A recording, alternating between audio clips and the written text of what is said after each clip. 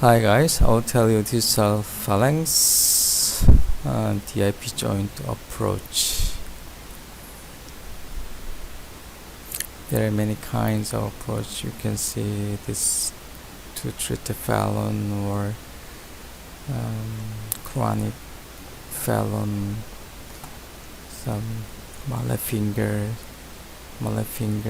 kind of tendon approach like that.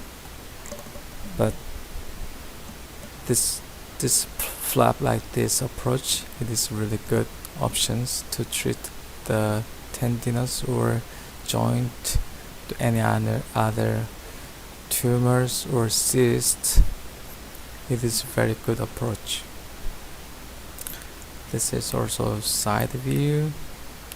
This phalanx or phalanx abscess, and this is fish mouse approach. But today I wanna show this approach.